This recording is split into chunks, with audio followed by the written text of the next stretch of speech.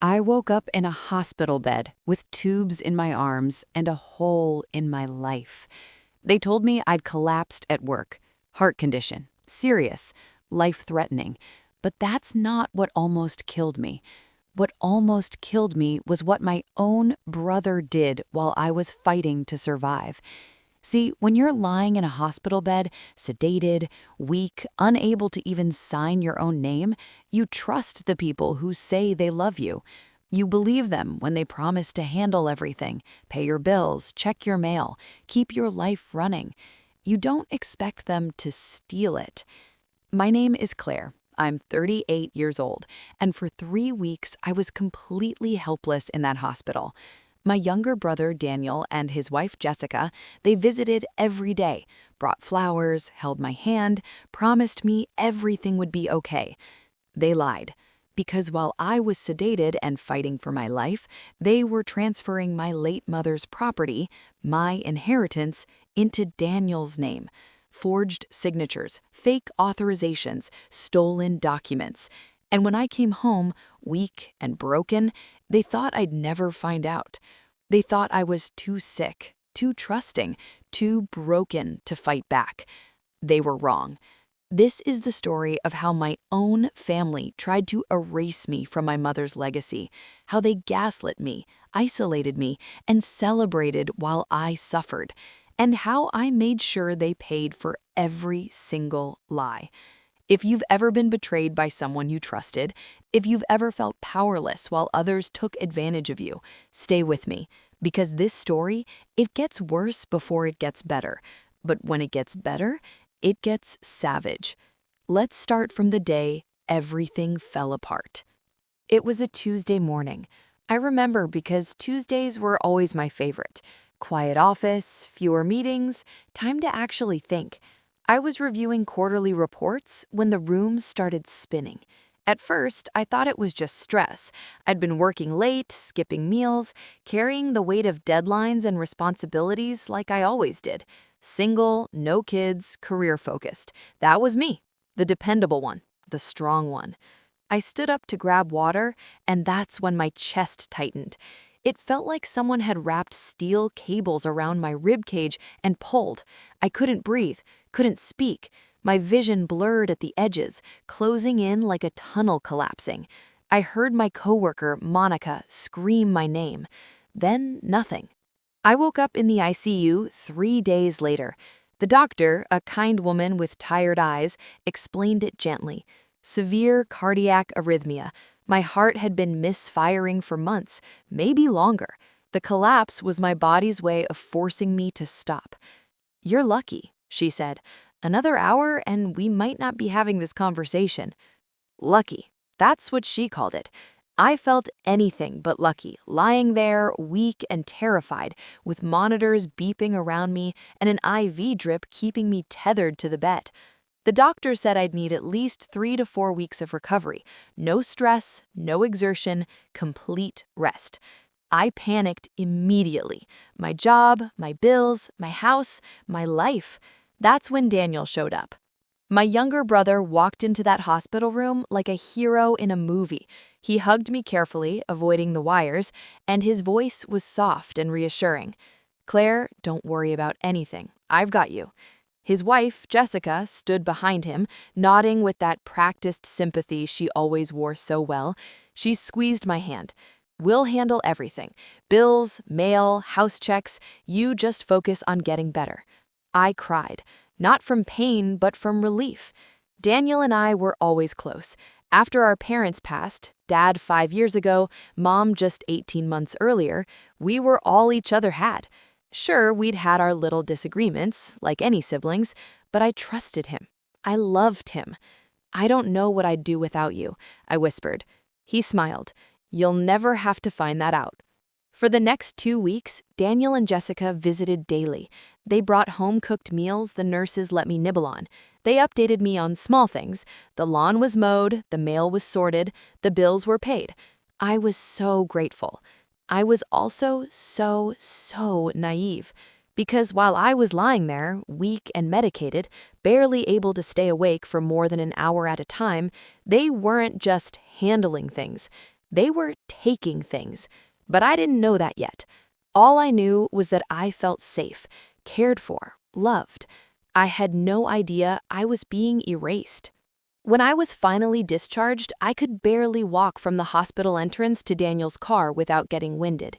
The doctors sent me home with a bag full of medications, strict instructions, and a follow-up appointment in 2 weeks.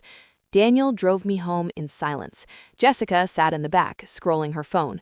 I stared out the window at the familiar streets, grateful to be alive. I had no idea my life as I knew it was already gone, and the people I trusted most were the ones who took it. Would you have suspected anything at this point, or would you have trusted them too? Coming home should have felt like relief.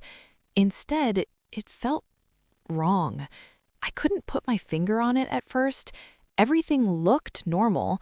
The furniture was where I'd left it, the kitchen was clean, my bedroom smelled like fresh laundry, but something was off.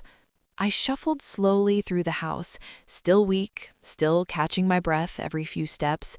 Daniel had helped me inside, made sure I was settled on the couch, then left quickly, something about a work call he couldn't miss.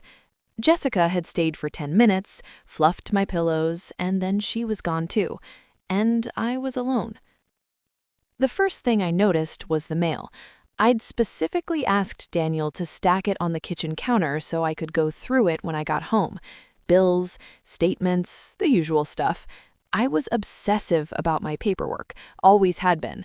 But when I checked the counter, there were only a few random envelopes, grocery store coupons, a dental reminder, nothing important. I frowned. 3 weeks of mail, and this was it? I called Daniel. "Hey, Claire, how are you feeling?" His voice was bright. Too bright. "I'm okay.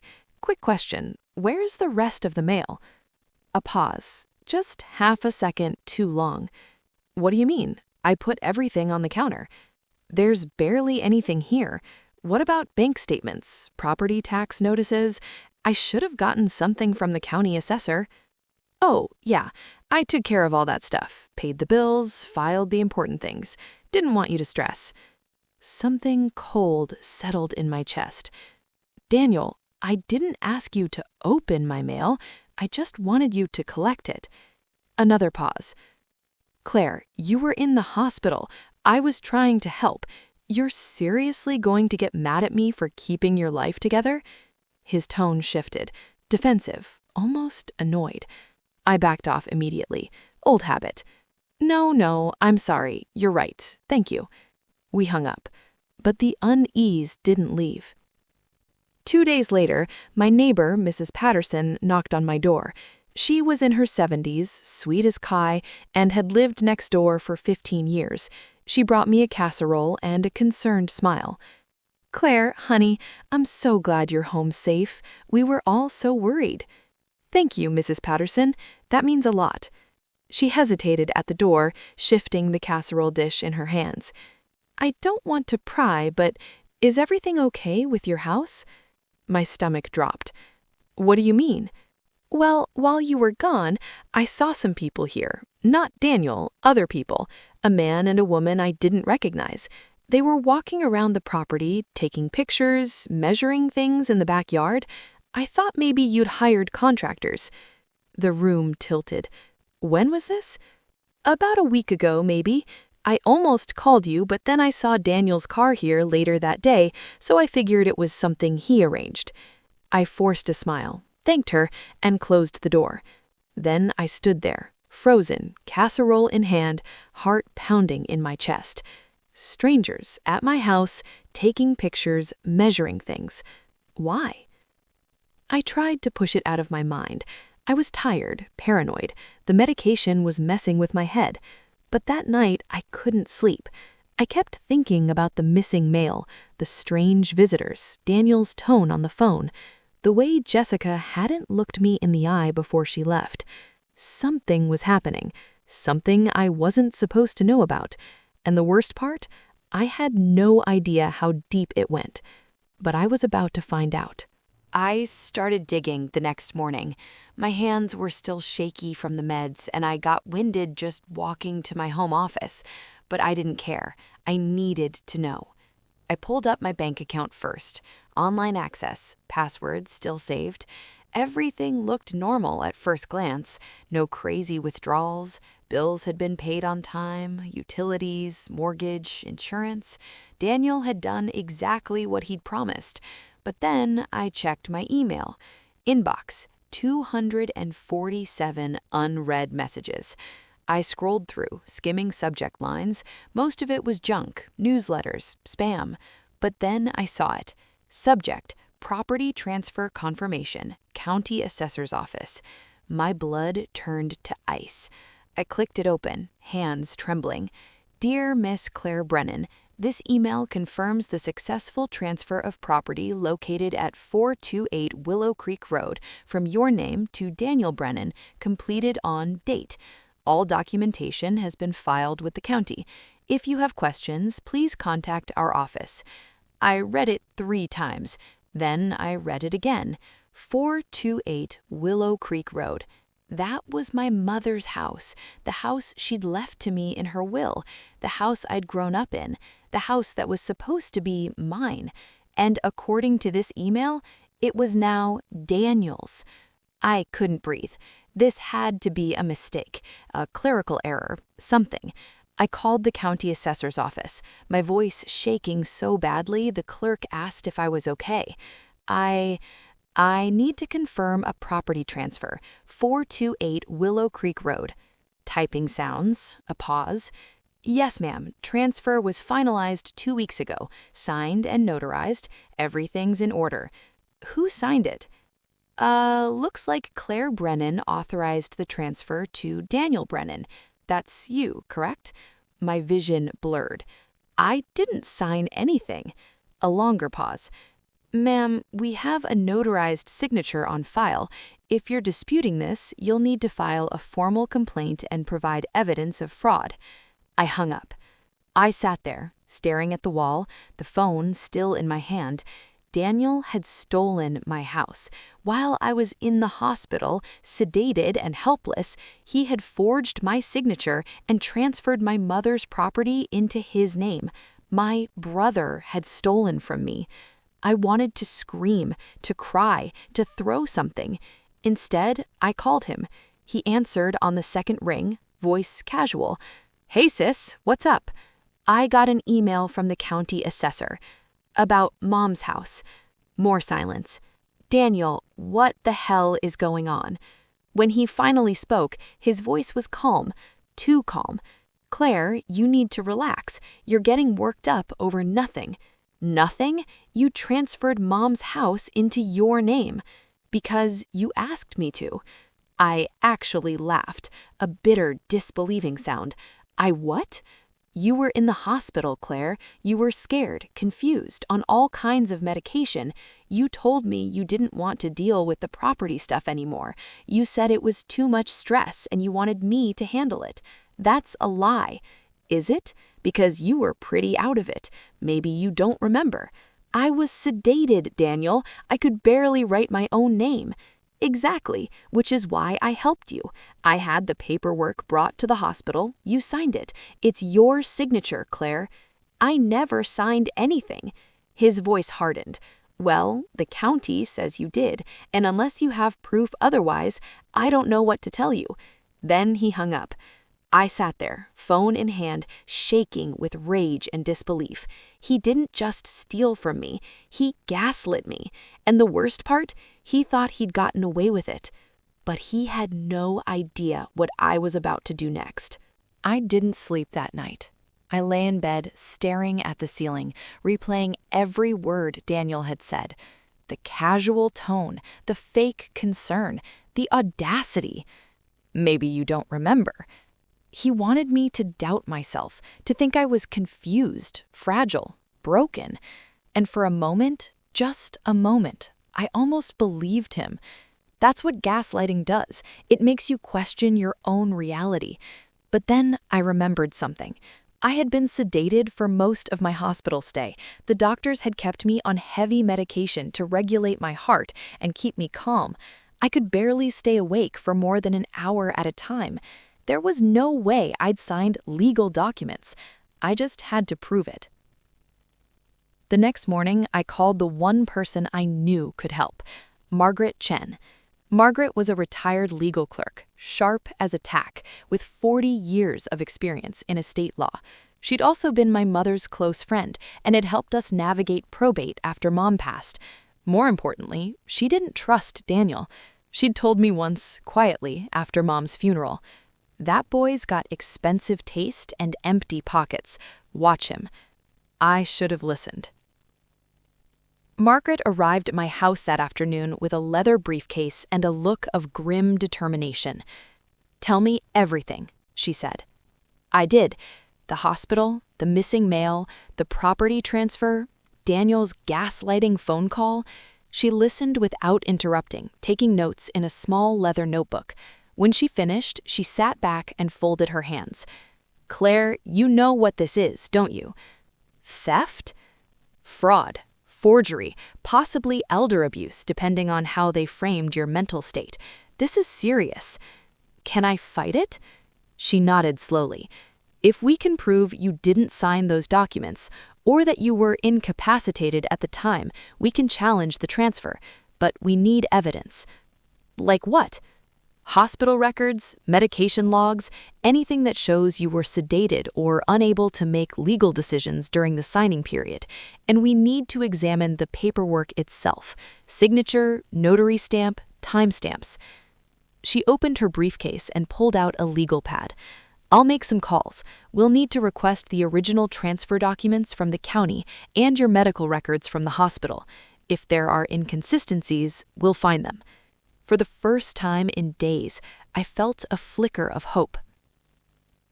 Margaret worked fast. Within 3 days, she'd obtained copies of the property transfer documents and requested my medical records under my authorization.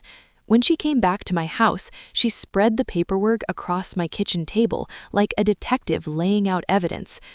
"Look at this." She pointed to the signature line on the transfer authorization form. "This is supposedly your signature, correct?" I leaned in. The handwriting was close, too close, but something was off. "The C in Claire," Margaret said, tapping the page. "You always loop it twice. This one only loops once, and the slant is different." She was right. And look at the date. My stomach dropped. The document was dated on a day I'd been heavily sedated, barely conscious according to my medical charts. "There's no way I signed this," Margaret said quietly. "And if we can prove that in court, the transfer is void." I looked up at her, tears burning in my eyes. "So what do we do?" Margaret's expression was steely. "We build a case, quietly, carefully. We don't let Daniel know what we're doing until we're ready to strike." She closed the folder. "And when we do, Claire, we make sure he can't wriggle out of it." I nodded, jaw set. For the first time since this nightmare began, I wasn't the victim anymore. I was the hunter. Margaret told me to stay quiet. Don't confront Daniel again. Don't let him know we were investigating. Fraudsters get sloppy when they think they've won, she said. Let him feel safe. So I did. I stopped calling, stopped texting. When Daniel checked in with a breezy, "How are you feeling, sis?" I kept it short. "Better, thanks." Let him think I'd given up. But behind the scenes, Margaret and I were digging. And what we found made my blood boil. Margaret had a contact at the county recorder's office, someone who owed her a favor. Through them, we got access to the full property transfer file. It included the notarized authorization form, a copy of my ID, and a signed affidavit claiming I'd appeared in person to execute the transfer. All of it was fake. "Look at the notary stamp," Margaret said, pointing to the document. The notary's name was Linda Castellano. The stamp looked official, but something felt wrong. Margaret made a call. Turns out, Linda Castellano was a real notary, but she'd never notarized any document for me. In fact, she had no record of any transaction involving my name during that time period. "Someone forged the notary stamp," Margaret said grimly. "That's a felony." But we weren't done yet. Margaret's next move was brilliant. If Daniel stole the property, there's a reason, she said. People don't commit fraud for fun. They do it because they need something, usually money. She suggested we look into Daniel's financials, credit reports, court records, anything public. I hesitated. This felt invasive, like crossing a line. But then I remembered his voice on the phone. Maybe you don't remember. Screw the line. We found it within 2 days. Daniel was drowning in debt. Credit card bills, personal loans, a second mortgage on his own house that was 3 months behind. He owed over $180,000. And then, 2 weeks after the property transfer, right after my house became his, there was a sudden deposit into his checking account, $95,000. Margaret pulled the transaction details. It was a home equity loan against my mother's property. Daniel had stolen my house and immediately borrowed against it to pay off his debts. I sat there, staring at the bank statements, feeling like I'd been punched in the chest. He didn't just steal my inheritance, he sold it. Piece by piece, he was draining the value of my mother's house, my house, to cover his own financial disasters. And he'd done it all while I was lying in a hospital bed, fighting to stay alive. "This is good," Margaret said quietly. I looked at her, horrified. Good? For the case, this establishes motive. It's not just fraud, it's calculated, premeditated theft. He targeted you specifically because you were vulnerable. She tapped the paperwork. "We can prove he forged your signature. We can prove you were incapacitated. And now we can prove he profited immediately from the fraud." She looked at me. "Claire, this is an airtight case. If we take this to court, he's finished." I felt something shift inside me. Not just anger, not just betrayal, power. For weeks, I'd felt like a victim, helpless, erased. But now, sitting at my kitchen table with a stack of evidence in front of me, I realized something. Daniel thought he'd won, but he left a trail, and I was about to burn him with it. "What's our next move?" I asked. Margaret smiled, a cold, sharp smile. "We file a lawsuit. Quietly, no drama. We let the legal system do what it does best." She closed the folder. "And then we watch him panic." Because the clock was ticking, and Daniel had no idea the trap was already closing. Margaret filed the lawsuit on a Thursday morning. Civil complaint, fraud, forgery, unjust enrichment. Quiet and precise. We didn't tell Daniel. We didn't tell Jessica. We didn't tell anyone. The first they'd hear about it would be when the sheriff's deputy handed them the court summons. "Surprise is our advantage," Margaret said. "Let them scramble." And scrambled they would. While we waited for the legal wheels to turn, Margaret told me to document everything. If Daniel reaches out, record it. If Jessica shows up, take notes. If anyone in the family contacts you, save the messages. She was building a fortress of evidence, and I was the architect's assistant. I followed her instructions to the letter, and then I went one step further. I started watching Daniel's social media. I know, it sounds petty, but I needed to see what he was doing, whether he suspected anything. What I found made me sick. He was bragging. Photos of Mom's house, posts about weekend projects, pictures of contractors measuring the backyard, captions like, "Excited to finally renovate this place, new chapter." He was treating my stolen property like a prize. Jessica was even worse. She'd posted a photo of herself in Mom's kitchen, my kitchen, with the caption, "Designing my dream home." They weren't just thieves, they were celebrating. I screenshotted everything and sent it to Margaret. Her response was immediate. "Perfect. Keep going." I didn't understand at first, but then she explained. Every post, every photo, every public statement is evidence. It shows intent. It shows they're taking ownership. It shows they're not remorseful. They're proud. She paused. In court, that's gold. So I kept watching, kept documenting, and with every new post, my resolve hardened. Then came the day the summons was served. I wasn't there, obviously, but Margaret had a contact who filled us in. The deputy showed up at Daniel's house on a Saturday morning, handed him the papers, explained he was being sued for fraud and property theft. According to the deputy, Daniel went pale, didn't say a word, just took the papers and closed the door. Within an hour, my phone exploded. Daniel: Claire, what the hell is this? Daniel: You're suing me? Are you serious? Daniel: After everything I did for you. I didn't respond. Margaret had told me not to. Then Jessica started. Jessica: This is insane. You're going to destroy this family over a misunderstanding? Jessica: We were trying to help you. Still, I said nothing. Then came the voicemail from Daniel. His voice was shaking. Anger, panic, maybe both.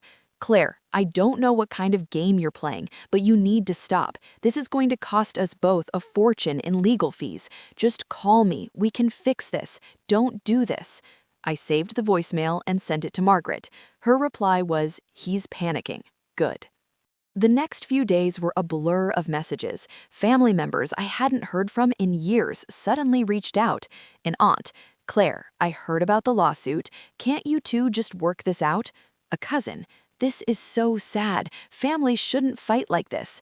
Everyone wanted me to back down, to be the peacemaker, the understanding one, the doormat. But I was done being that person. Margaret scheduled a meeting with a judge for the preliminary hearing. This is where we present the evidence and request an emergency injunction to freeze the property, she explained. What does that mean? It means Daniel can't sell it, refinance it, or do anything with it until the case is resolved. She looked at me seriously. Claire, once we do this, there's no going back. This becomes public record. Your family will know, the community will know. I didn't hesitate. Do it. Because Daniel made his choice when he stole from me. Now, it was time for him to face the consequences, and the reckoning was coming fast. The preliminary hearing was set for a Tuesday morning. I dressed carefully. Simple, professional, nothing flashy. I wanted to look like someone who had her life together, not a victim. Margaret met me outside the courthouse, briefcase in hand, face calm and focused. Remember, she said, let me do the talking. Stay calm. Don't react to anything Daniel says or does. I nodded, even though my heart was hammering in my chest. We walked into the courtroom together. Daniel and Jessica were already there, sitting with their lawyer, a young guy in an ill-fitting suit who looked barely out of law school. Daniel glared at me the moment I walked in. Jessica whispered something to him, and he looked away. Good. Let them be uncomfortable.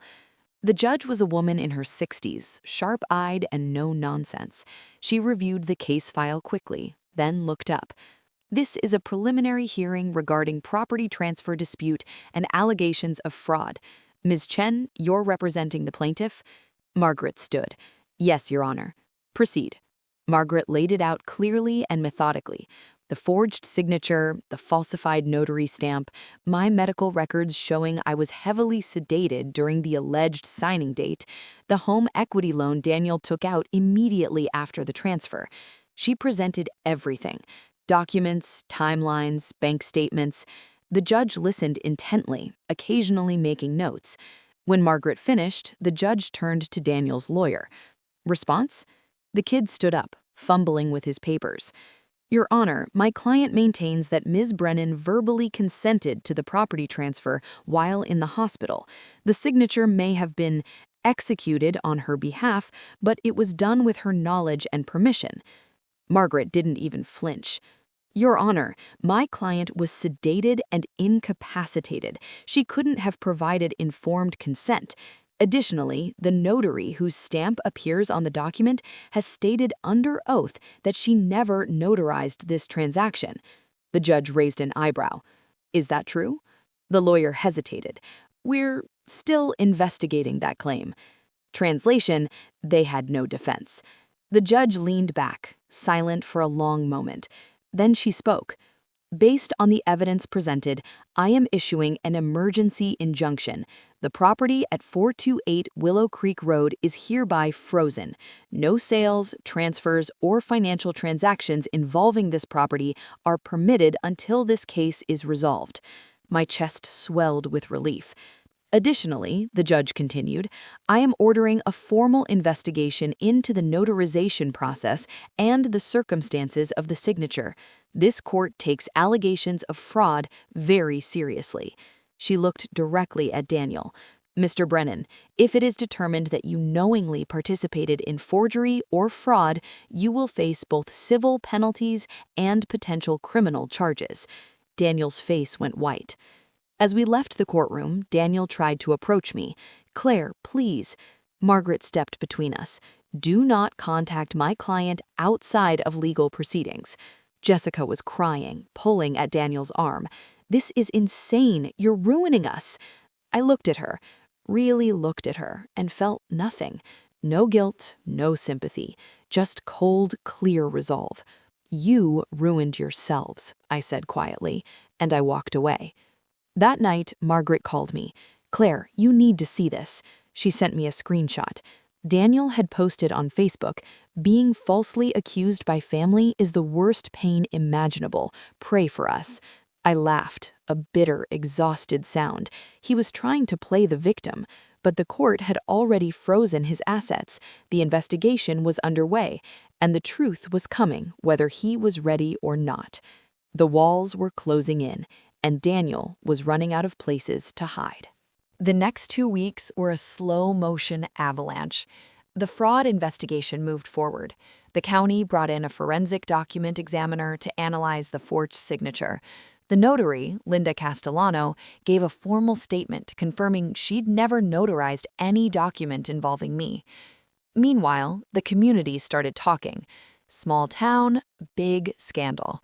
People love a betrayal story, especially when it involves family. I started getting messages, some supportive, some nosy, some outright cruel. An old high school friend, "Oh my God, Claire, is it true your brother stole your house? That's insane." A former coworker, "I always knew Daniel was shady. Sorry you're going through this." And then the ugly ones. Anonymous message, "You're tearing your family apart over money. Disgusting." Another, "Your mother would be ashamed of you." That one stung, but Margaret reminded me, people who've never been betrayed love to judge. Ignore them.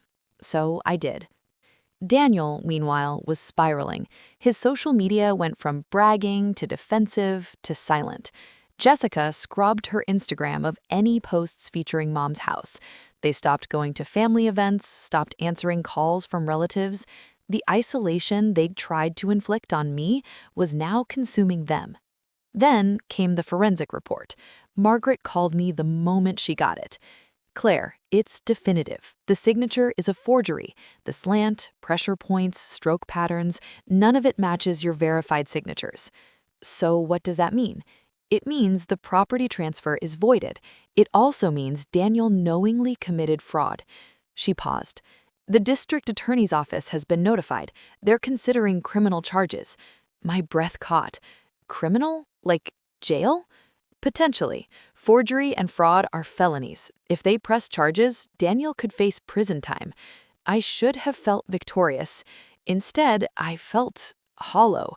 This was my brother, the kid I'd grown up with, the person I'd trusted most in the world, and now he might go to prison because of what he did to me. Margaret must have sensed my hesitation. "Claire, listen to me. You didn't do this to him. He did this. He made a choice, a calculated, deliberate choice to steal from you when you were at your most vulnerable." She was right. I knew she was right, but it still hurt. A week later, the court issued its ruling. The property transfer was officially voided. Ownership of 428 Willow Creek Road was restored to me. The home equity loan Daniel had taken out was now his personal debt. He'd have to repay it out of his own pocket, and the court ordered him to pay my legal fees, every single penny. Margaret and I celebrated quietly. Coffee at our kitchen table, the court documents spread out between us. "You did it," she said, smiling. "We did it." She raised her mug. "To justice." I clinked mine against hers, but the victory felt bittersweet. I'd won the case, but I'd lost my brother. That night, Daniel sent me one final message. "Daniel, I'm sorry. I was drowning and I made a terrible mistake. I don't expect you to forgive me, but I need you to know I never meant to hurt you. I stared at the message for a long time. Part of me wanted to respond, to tell him how much he'd broken me, to ask him how he could have done this, but I didn't, because words wouldn't change what happened, and forgiveness wasn't something he'd earned. Instead, I blocked his number, and I started rebuilding my life, because survival isn't just about winning, it's about moving forward. The legal battle was over, but the emotional recovery was just beginning. I'd won back my house, my inheritance, my dignity, but I'd lost something too, something I couldn't get back through any court ruling: trust. The first thing I did was visit Mom's house. I hadn't been there since before the hospital. Walking through the front door felt surreal, like stepping into a memory that had been stolen and then returned, but not quite the same. Jessica had started redecorating, new paint in the living room, different curtains. It felt wrong, like someone had tried to erase my mother's presence. I spent the afternoon slowly undoing the changes, repainting, replacing the curtains with the ones Mom had loved. It was exhausting, but it was also healing. This was my space again. Margaret helped me navigate the financial mess Daniel had created. The home equity loan was his responsibility, but it had created a lien on the property. We had to go through legal channels to remove it, which took weeks of paperwork and court filings. During that time, I learned just how deep Daniel's financial hole had been. He'd gambled, not in a casino, on bad investments, risky business ventures, get-rich-quick schemes. He'd been desperate, drowning, grasping at anything that might save him. And when nothing worked, he turned to me. The saddest part, if he'd just asked for help, I might have given it. But he didn't ask. He stole. And that's a choice you can't undo. The extended family fractured. Some people took my side. Others took Daniel's. A few tried to stay neutral, which somehow felt worse than taking a side. At a family gathering I reluctantly attended, my aunt cornered me in the kitchen. "Claire, don't you think you've punished him enough? He's family." I looked at her, really looked at her, and realized she'd never understand. He didn't just steal my property. He stole from me while I was fighting to stay alive, while I was helpless. That's not a mistake. That's betrayal. She didn't have an answer to that. But not everyone abandoned me. Some people surprised me. Old friends reached out, coworkers checked in. My neighbor, Mrs. Patterson, invited me over for tea and let me cry on her couch. "You're stronger than you think," she told me. "You stood up for yourself. That takes courage." I didn't feel strong. I felt tired, but I also felt free. Free from the weight of pretending everything was okay. Free from the obligation to protect people who'd hurt me. Free to rebuild on my own terms. I started going to therapy. At first, I resisted. I didn't want to be that person who needed help processing family drama. But my therapist helped me understand something important. Grief isn't just about death, it's about loss. And I'd lost my brother, not to death, but to his own choices. That loss was real, and it was okay to mourn it. Months passed. The house slowly started to feel like mine again. I repainted the kitchen, planted flowers in the garden, hung photos of Mom on the walls. I even started dating again, cautiously, carefully, but hopeful. Life wasn't perfect. Some days were hard, some nights I still cried, but I was moving forward, and that was enough. Daniel never reached out again after I blocked him. I heard through the grapevine that he and Jessica had moved out of state, trying to outrun the scandal. I didn't wish him harm, but I didn't wish him well either. I just let him go, because holding on to anger would have only hurt me, and I'd been hurt enough. I'd survived the betrayal, I'd fought for justice, and I'd won. But the greatest victory? Learning that I didn't need anyone's permission to protect myself. That was power no one could ever steal. So here is what I want you to take away from my story. When someone betrays you, especially someone you love, it's easy to feel like you're the problem, like maybe you're overreacting. Like maybe you should just let it go. Don't. You are not responsible for protecting people who hurt you. You are not obligated to keep the peace when someone has shattered your trust. And you are not wrong for standing up for yourself. The thing that saved me wasn't anger. It wasn't revenge. It was documentation. Every email, every text, every inconsistency, every piece of evidence. That's what gave me power when I felt powerless. So if you're in a situation like mine, if someone is gaslighting you, stealing from you, taking advantage of you, start documenting now. Screenshots, recordings, receipts, witnesses. Because silence protects abusers, but documentation protects you. I didn't tell this story to make you hate Daniel or to get sympathy.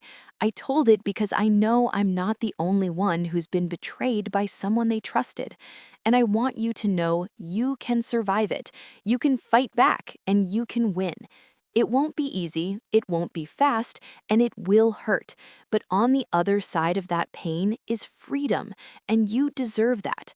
If this story resonated with you, please subscribe to this channel, share it with someone who needs to hear it, and drop a comment below. I read every single one. You're not alone, and you're stronger than you think. Thank you for listening to my story. This is Claire, signing off.